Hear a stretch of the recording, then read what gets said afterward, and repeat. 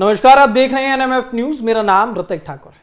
आज सुबह जंतर मंतर पर जो हुआ, सोनम वांगचुक को जंतर मंतर से हटा करके सफदरजंग अस्पताल में ले जाया गया। कहा गया कि स्वास्थ्य उनका खराब है और इसकी वजह से ही उन्हें जंतर मंतर से हटाया गया। उसके बाद वहां पर जो प्रोटेस्टर्स थे वो बार बार कहते रहे कि हमारे अनशन को तोड़ने की कोशिश है, लेकिन साफ तौर पर यह दिखा कि सफदरजंग की हॉस्पिटल में रिपोर्ट्स भी आई।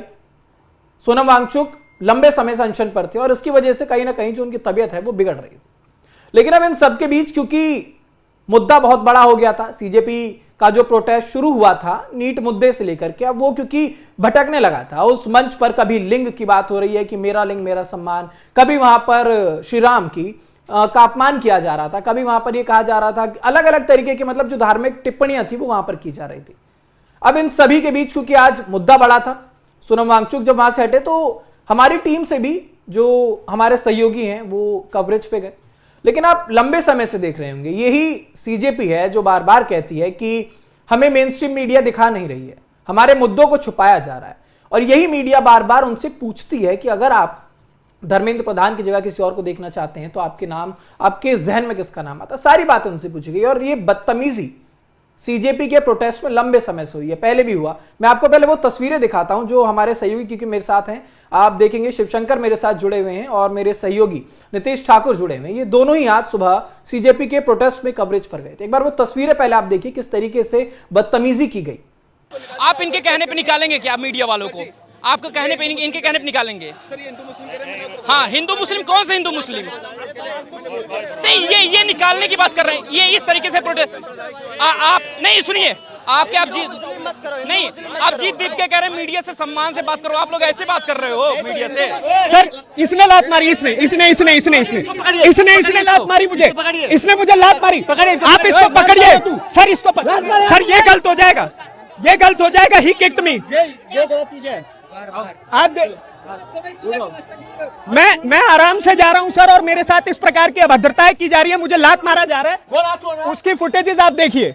आप छोड़ रहे यार, ये तो देखा आपने। अब थोड़ा सा जो अनुभव क्या रहा सुबह से, मैं नीतीश मेरे साथ हैं। नीतीश, आपसे समझना चाहूंगा कि आप जब सुबह वहां पर पहुंचे, क्योंकि सोनम वांगचुक को लेकर के ये जाहिर है प्रोटेस्टर्स में गुस्सा होना है, लेकिन उसके बाद किस तरीके से बदतमीजी की गई या फिर वहां के प्रोटेस्टर्स किस तरीके से बिहेव कर रहे थे, थोड़ा सा वो समझाइए आप।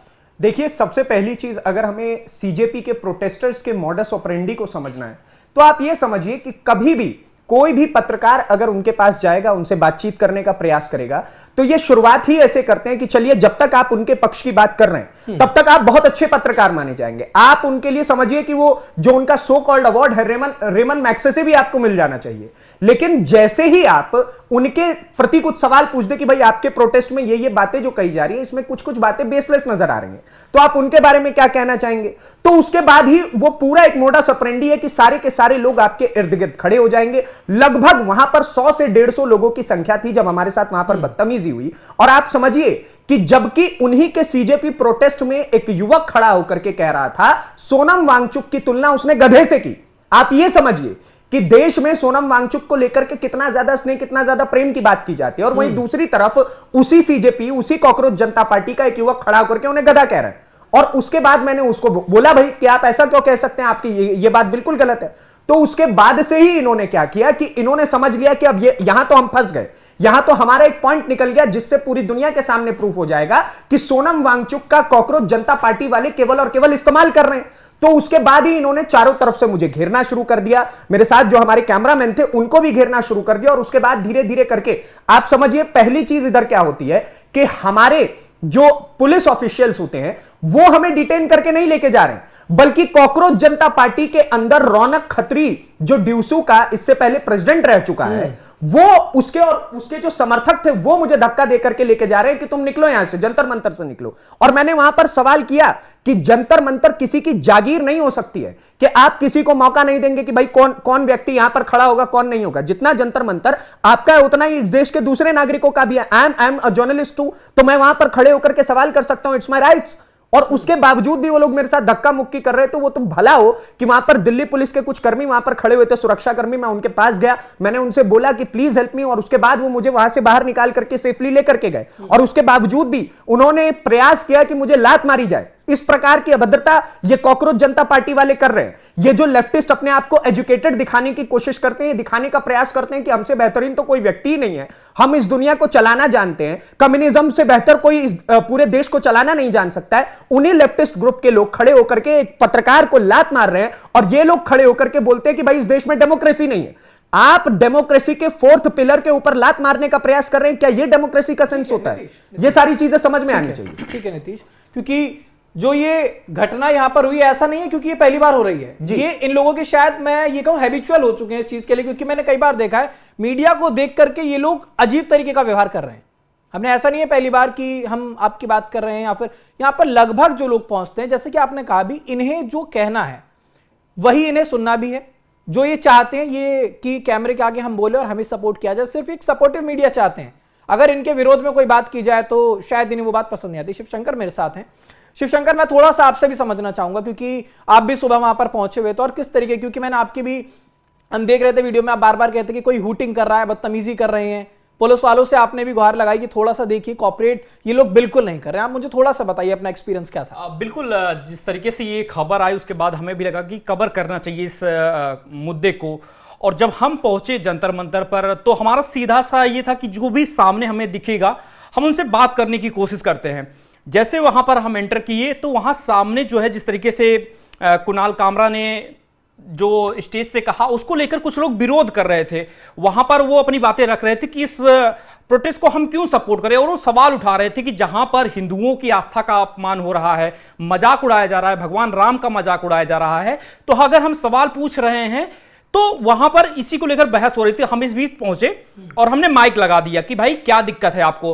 तो वो लोग यही बोले कि यहां पर 50 छात्र नहीं है, यहां पर हिंदुओं की आस्था का मजाक उड़ाया जा रहा है, बार बार ऐसी चीजें कही जा रही हैं जो नीट से बिल्कुल भी उनका दूर दूर तक कोई रिश्ता नहीं है। अब इसी को देखते हुए तुरंत वहां पर जो उनके सीजेपी के समर्थक थे वो आकर हमको घेरते कहते कि तुम हिंदू मुसलमान करने के लिए यहां पर आ गए हो, तुम लोग यही चाहते हो, सीजेपी प्रोटेस्ट है, यहां पर हमारे मुद्दों की बात करो। मैंने जब उल्टा उनसे कहा कि आपके इसी मंच का उपयोग करके भगवान राम को गाली देने का काम किया जा रहा है, हिंदुओं की आस्था को जो है चोट पहुंचाने का काम किया जा रहा है, तो हम तो सवाल पूछेंगे ना। अगर नीट का यहां मुद्दा है तो भगवान राम कैसे आ रहे हैं? तो उनको तुरंत वो पूरा ग्रुप पूरा घेरता है और हम हमारे कैमरा पर्सन दोनों को कहता है कि ये लोग हिंदू मुसलमान कर रहे हैं, हिंदू मुसलमान कर रहे हैं, और बाकायदा उन्होंने पुलिस को बुलाया कि अभी मैं तुम्हें निकलवाता हूं। तो मतलब एक तरीके से ये धमकी दे रहा, अगर इनकी बात नहीं, वहां पर कोई विरोध कर रहा है, आप सीजेपी का प्रोटेस्ट कर रहे हैं, वहां ऐसी कोई चीजें बोली जा रही हैं जिसके विरोधी जो है वहां पर आते हैं कि जो लोग राम को चाहते हैं तो जाहिर सी बात वो आएंगे और विरोध भी करेंगे, उनकी भी बात हम पहुंचाने की कोशिश कर रहे थे। हमारे सामने वाकया ये सामने नजर आया। दूसरा वाकया एक जगह तो ये हुआ कि वो सवाल उठा रहा था कि जिस तरीके से मंच से राम को लेकर अपमानित किया गया।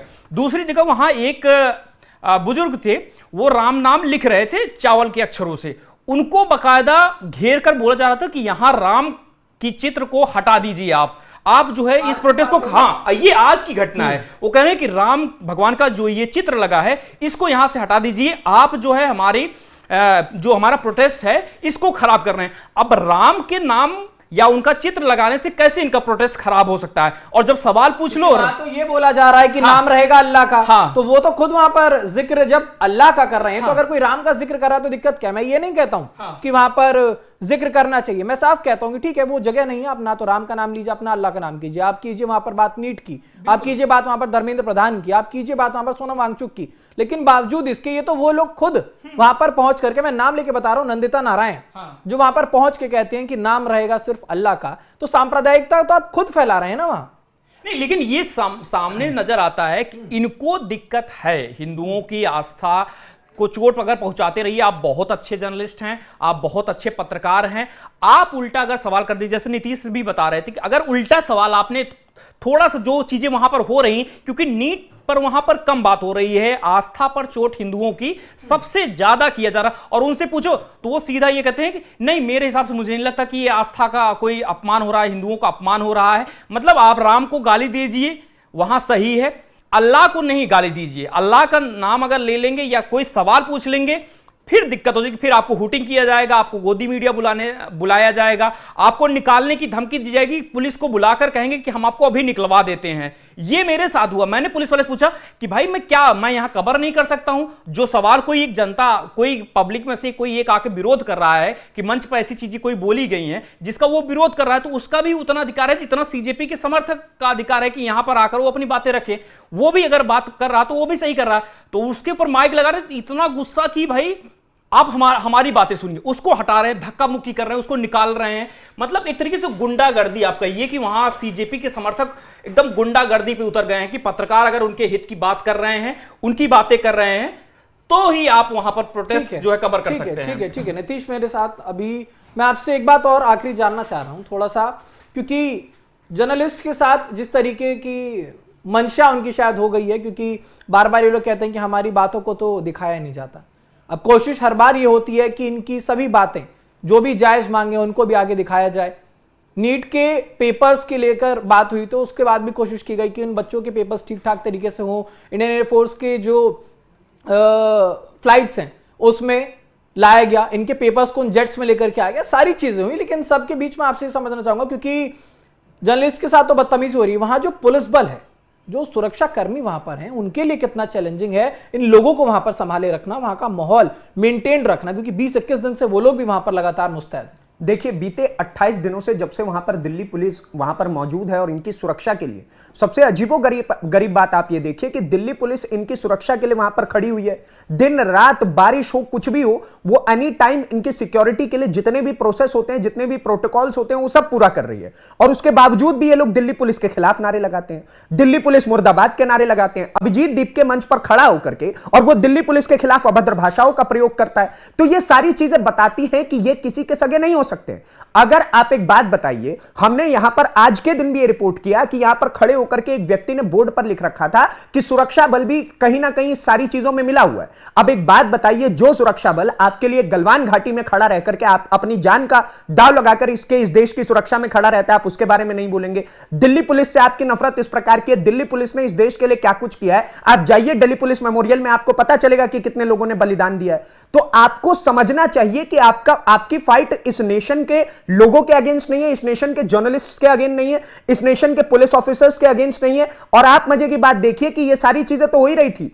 एक व्यक्ति वहां पर खड़े होकर के, जो हमारे नॉर्थ ईस्ट के पुलिस ऑफिशियल्स होते हैं, उनकी वीडियो बना करके कह रहे कि भाई ये चाइनीज पुलिस ऑफिसर्स हैं। तो ये वीडियोस भी हमने सोशल मीडिया पे वायरल देखी। तो आप इनकी मानसिकता समझिए कि कितनी तुच्छ और कितनी घटिया मानसिकता हो सकती है किसी के भी प्रति। ठीक है, तो एक बहुत पुरानी बातें भी हैं कि अंधभक्ति और अंध विरोधी, ये दोनों ही बहुत ज्यादा नुकसानदेह होता है। और शायद अब ये माना जाए कि ये जो सीजेपी प्रोटेस्टर्स हैं वो अंध विरोधी हो गए हैं, इन्हें कुछ भी शायद अच्छा दिख ही नहीं रहा, या ये लोग शायद अच्छा देखना चाह नहीं रहे हैं। क्योंकि चाहे वहां पर सुरक्षाकर्मी हो, पुलिस बल हो, जर्नलिस्ट हो, इन्हें हर व्यक्ति बुरा लग रहा है सिर्फ अपनी मांगों के आगे। और वो भी ऐसा नहीं कि एक मांग पर ये लोग केंद्रित हैं, मूल मुद्दे से लोग भटक चुके हैं। और जिस प्रकार की अराजकता जंतर मंतर पर सीजेपी के प्रोटेस्टर्स कर रहे हैं वो कहीं ना कहीं बहुत गलत है। सोनम वांगचुक लंबे समय से धरने पर हैं। सोनम वांगचुक की चिंता हर किसी को होती है, उन्होंने लद्दाख को बहुत कुछ दिया है, देश को बहुत कुछ दिया है। लेकिन सोनम वांगचुक के इस अनशन की आड़ में जो लोग पहुंचकर उस मंच पर अपने निजी विचारों को प्रकट कर रहे हैं, अपने मन के जो कुंठित लोग हैं वो वहां पर पहुंच रहे हैं और अपने मन से कुछ भी अनर्गल बातें, जो अनर्गल बयानबाजियां वो कर रहे हैं, वो कहीं ना कहीं बहुत चिंताजनक है। अब देखते हैं आने वाले समय में क्या होगा, क्योंकि सोनम वांगचुक की तबीयत खराब थी और उसी की वजह से उन्हें सफदरजंग में भर्ती कराया गया। और उसके बाद अब लगातार जो है उनका हेल्थ अपडेट भी, तमाम जो भी अपडेट होगा उसके साथ आप तक भी पहुंचाते रहेंगे। तो फिलहाल ये जो आप बीती थी हमारे सहयोगियों के साथ, जर्नलिस्टों के साथ सीजेपी में क्या हो रहा है वो हमने आपको बताया। आपकी जो राय होगी हमें कमेंट बॉक्स में जरूर बताइएगा। देश दुनिया से जुड़ी तमाम खबरों के लिए आप बने रहे एनएमएफ न्यूज पर।